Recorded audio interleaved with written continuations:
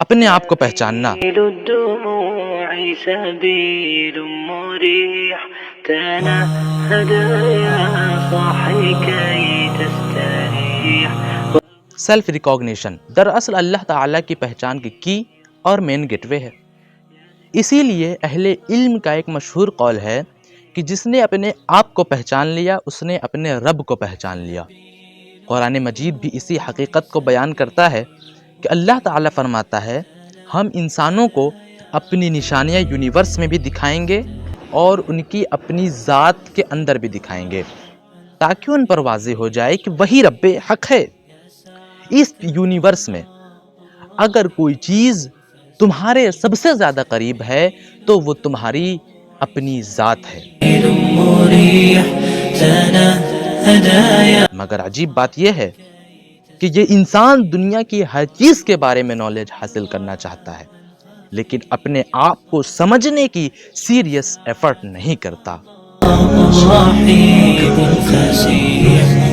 اگر انسان اتنی قربت کے باوجود اپنے آپ کو نہ پہچان سکے تو پھر وہ دوسری چیزوں کی حقیقت کو کیسے سمجھ سکتا ہے؟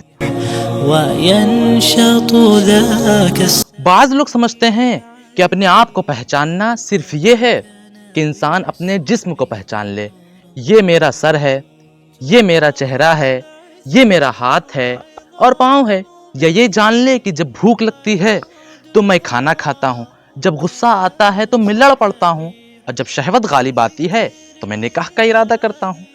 لیکن حقیقت یہ ہے کہ ایسی پہچان تو جانوروں کو بھی ہوتی ہے، اس لیے یہ وہ ریئل سیلف نالج نہیں ہے جسے اللہ کی معرفت کی کہا جائے۔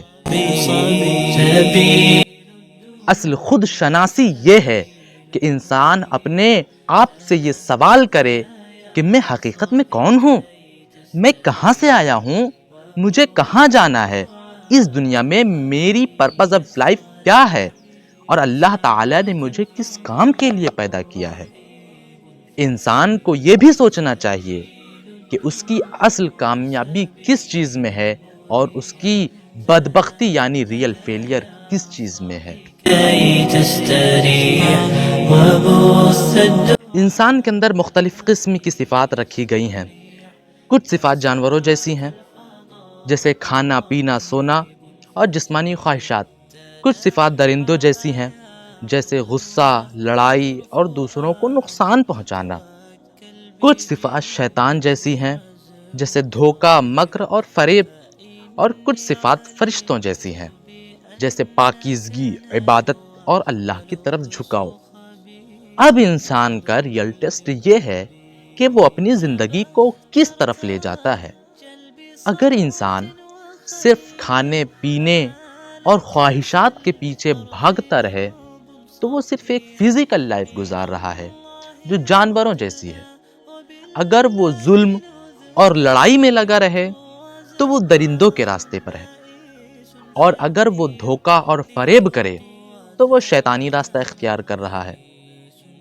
لیکن اگر انسان اپنے دل کو پاک کرے، عبادت و نیکی کی طرف بڑھے تو وہ دراصل اسپریچول پارٹ پر چل رہا ہے جو فرشتوں کا راستہ ہے۔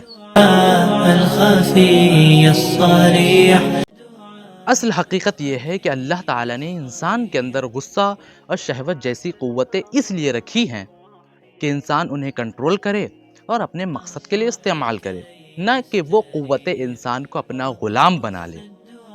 یہ دنیا دراصل ایک ٹمپریری لائف ہے اور انسان کی زندگی ایک شارٹ جرنی ہے جس کے بعد اسے اپنے رب کے پاس لوٹ کر جانا ہے۔